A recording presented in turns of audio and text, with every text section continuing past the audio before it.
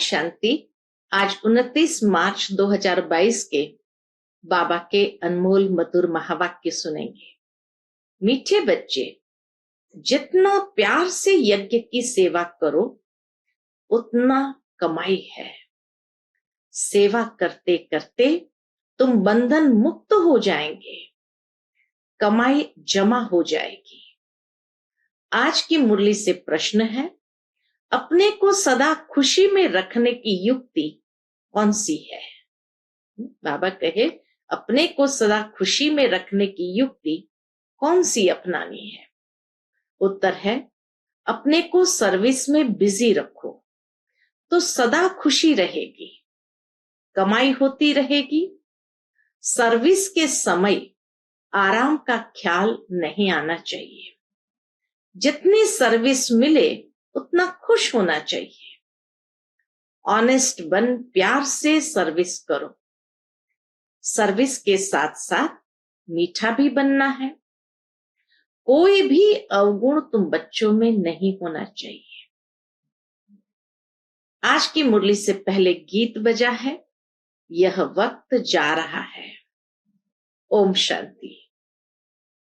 ये किसने कहा? बाबा कहे, ये किसने कहा कि ये वक्त जा रहा है? बाप ने कहा बच्चों को। यह है बेहद की बात। मनुष्य जब बूढ़ा होता है तो समझते हैं अब बहुत गई, बाकी थोड़ा समय है, कुछ अच्छा काम कर ले।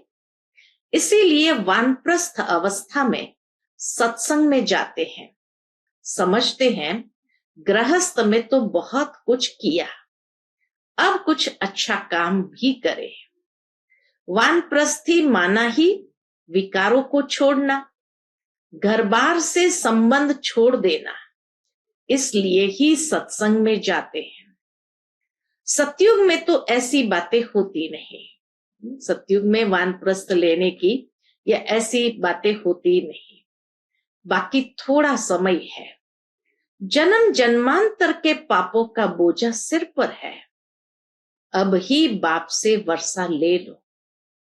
वो लोग साधु संगत तो करते हैं, परंतु कोई लक्ष्य नहीं मिलता जो योग रखे। बाकी पाप कम होते हैं। बड़ा पाप तो होता है विकारों का। धंधा दोरी छोड़ देते हैं। आजकल तो तमो प्रधान अवस्था है तो विकार को छोड़ते नहीं है। 70-80 वर्ष के भी बच्चे पैदा करते रहते हैं। बाप कहते हैं, अभी यह रावण राज्य खलास होना है, समय बहुत थोड़ा है। इसलिए बाप से योग लगाते रहो और स्वदर्शन चक्र फिराते रहो। वापस चलने में थोड़े दिन है। सिर पर पापों का बोझा बहुत है। इसलिए जितना हो सके टाइम निकाल मुझे याद करो। धंधा धोरी आदि कर्म तो करना ही है, क्योंकि तुम कर्म योगी हो।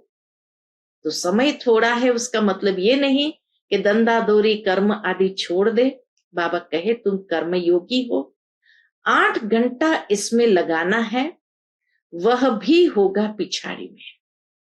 ऐसे मत समझो कि सिर्फ बुढ़ियों को ही याद करना है।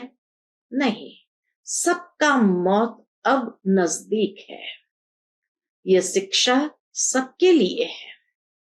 छोटे बच्चों को भी समझाना है, हम आत्मा है, परम धाम से आए हैं, बिल्कुल सहज है।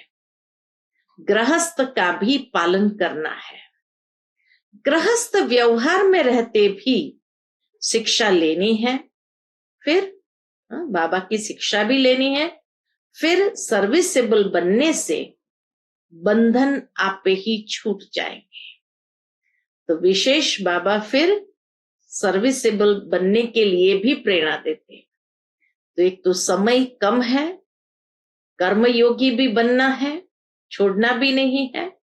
8 घंटे तक याद की यात्रा को भी बढ़ाना है।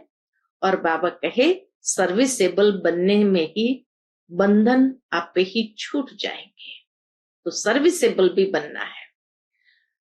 फिर सर्विसेबल बनने से बंधन आप ही छूट जाएंगे। घर वाले आप ही कहेंगे तुम भल सर्विस करो, हम बच्चों को संभाल लेंगे या माई यानी नौकर रखेंगे, तो उसमें उनको भी फायदा है। समझो घर में 5-6 बच्चे हैं, स्त्री चाहती है हम ईश्वरीय सेवा करें और अच्छी सर्विसेबल है, तो बच्चों के लिए माई रख सकते हैं, क्योंकि उसमें अपना भी कल्याण और दूसरों का भी कल्याण होगा। दोनों भी सर्विस में लग सकते हैं। घर में बाबा कहे दोनों भी सर्विस में लग सकते हैं। सर्विस के तरीके तो बहुत है, सुबह और शाम सर्विस हो सकती है। दिन में माताओं का क्लास होना जरूरी है। बीके को सेवा के समय सोना नहीं है। बाबा कहे ब्रह्मा कुमार कुमारियों को सेवा के समय सोना नहीं है। कोई कोई बच्चियां टाइम रखती है युक्ति से, समझती है दिन में कोई न आए। व्यापारी लोग अथवा नौकरी करने वाले लोग दिन में सोते नहीं हैं। यहां तो जितना बाबा के यज्ञ की सेवा करेंगे उतना कमाई ही कमाई है, बहुत फायदा है। सारा दिन काम में बिजी रहना चाहिए। प्रदर्शनी में बहुत बिजी रहते हो। कहते हैं बाबा बोलते बोलते गला घुट जाता है, क्योंकि अचानक आकर सर्विस करनी पड़ती है। हमेशा इतनी सर्विस करने वाले होते तो गला खराब नहीं होता। आदत पड़ जाने से फिर थकावट नहीं होती है।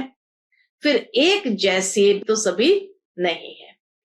कोई तो बहुत ऑनेस्ट है, जितनी सर्विस मिले तो उनको खुशी होती है, क्योंकि एवजा भी मिलता है। जो अच्छी रीति सर्विस में लगे रहते हैं, तुम्हें बहुत मीठा बनना है, सर्विस में मीठा बनना है। अवगुण निकल जाने चाहिए। श्री कृष्ण की महिमा गाई जाती है। सर्वगुण संपन्न, 16 कला संपूर्ण, संपूर्ण निर्विकारी। यहां है सब में आसुरी गुण, कोई भी खामी न हो, ऐसा मीठा बनना है।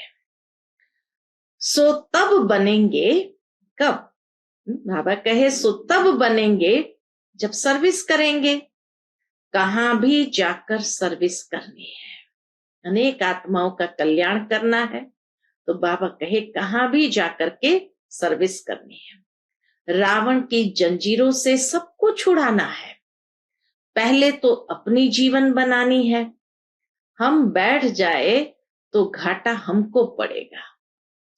पहले तो ये रूहानी सर्विस है, किसका भला करे, किसको निरोगी धनवान आयुष्मान बनाए, सारा दिन यह ख्याल चलना चाहिए। वह बच्चे ही दिल पर चढ़ सकते हैं।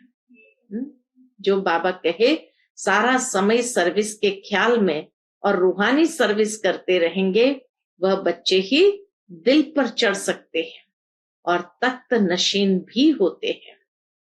पहले बाप का परिचय देना है। बाप स्वर्ग का रचयिता है, उसको जानते हो? परम पिता परमात्मा से तुम्हारा क्या संबंध है? पहचान देनी है तो बाप से लव जुटे, उनका भी प्यार बाबा से जुटे। बाप कहते हैं मैं कल्प के संगम युग पर आकर नरक को स्वर्ग बनाता हूं। कृष्ण तो ये कह न सके, वह तो स्वर्ग का प्रिंस है। रूप बदलते जाते हैं। झाड़ पर समझाना है, ऊपर पतित दुनिया में ब्रह्मा खड़ा है। कल्प वृक्ष के चित्र में ऊपर पतित दुनिया में ब्रह्मा खड़ा है, वह है पतित। नीचे फिर तपस्या कर रहे हैं। ब्रह्मा की वंशावली भी है। परम पिता परमात्मा ही आकर पतित से पावन बनाते, पतित सो फिर पावन बनते हैं।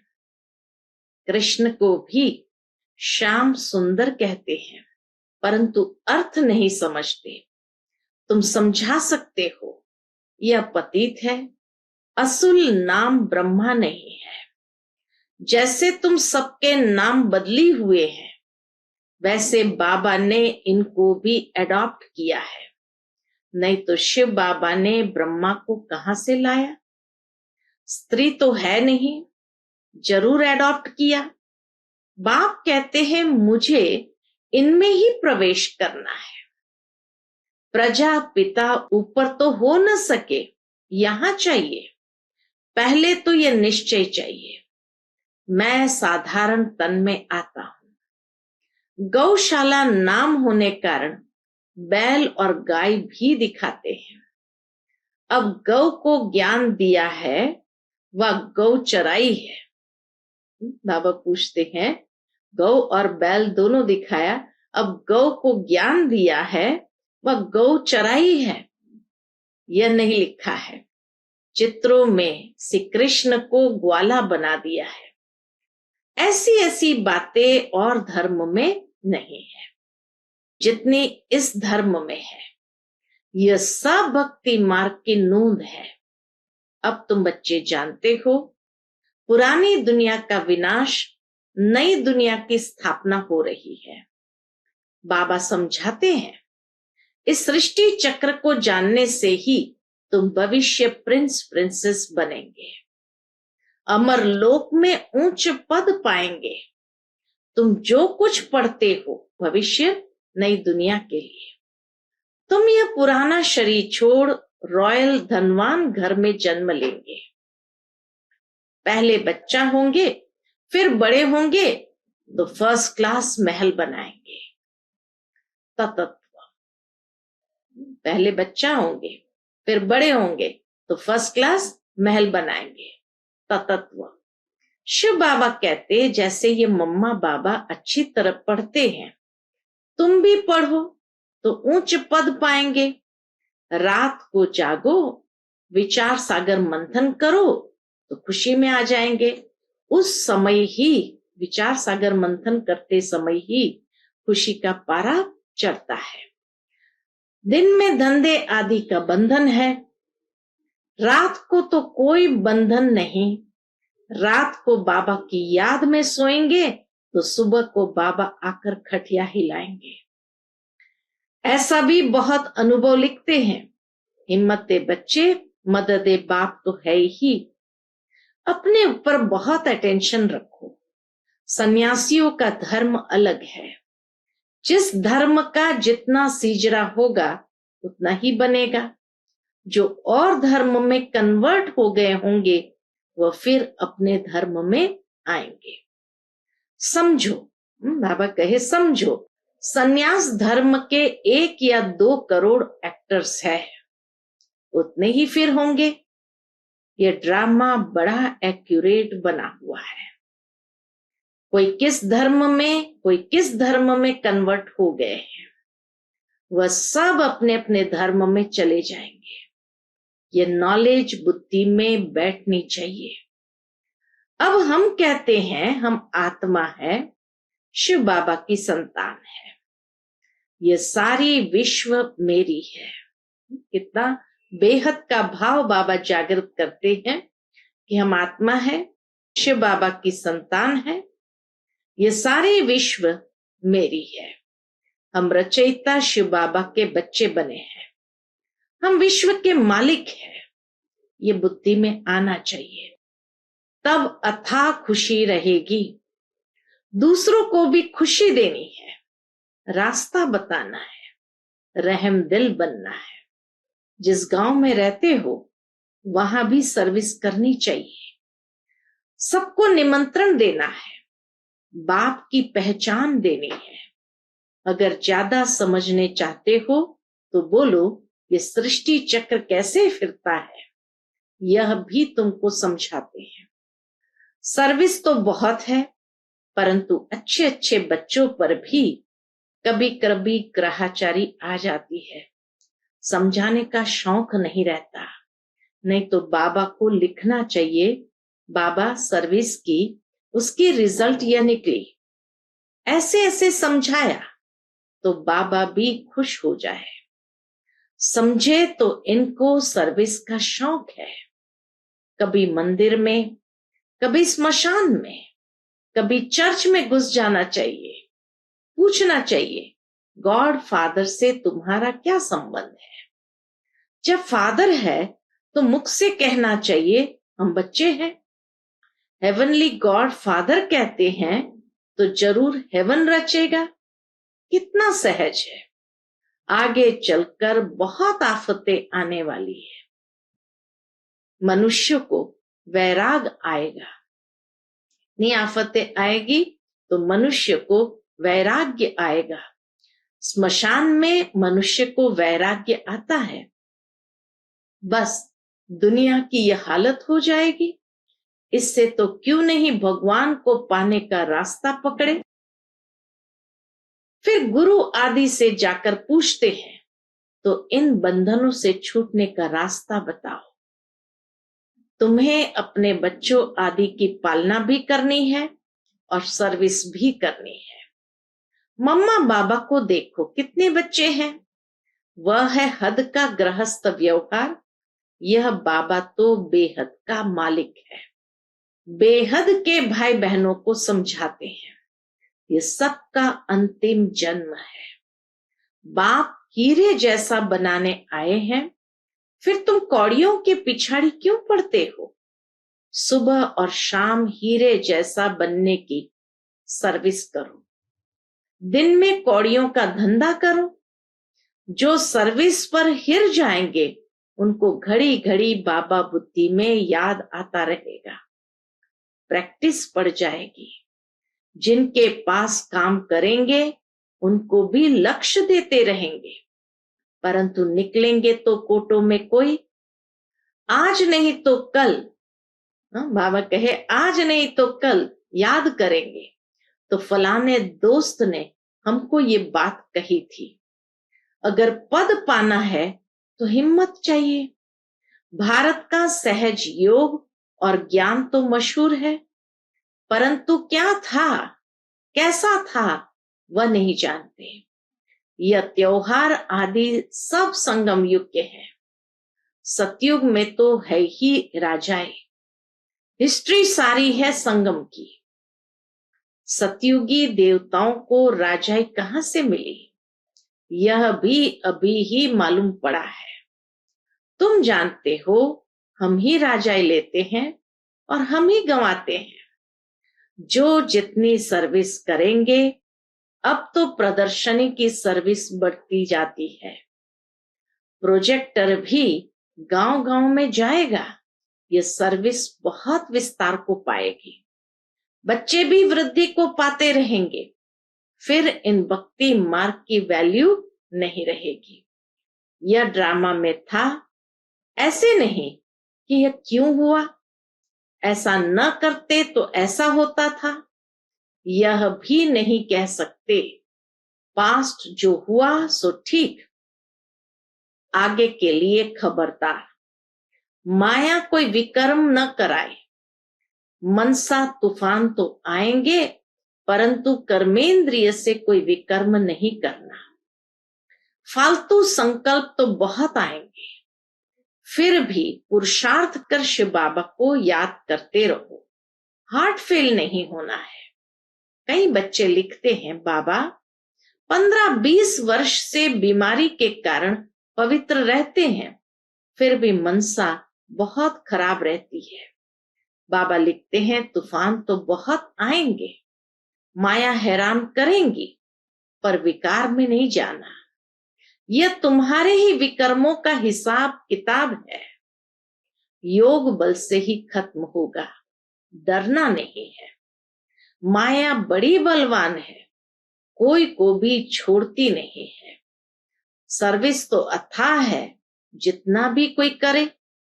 तो बाबा हिम्मत भी देता और साथ में उमंग भी बढ़ाता।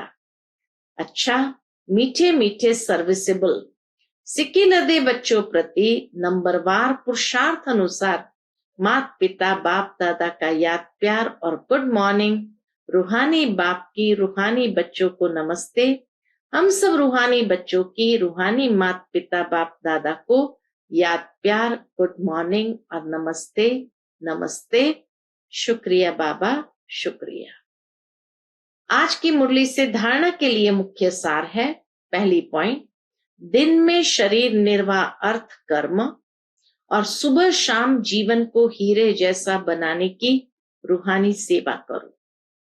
बाबा कहे सुबह शाम जीवन को हीरे जैसा बनाने की रूहानी सेवा जरूर करनी है।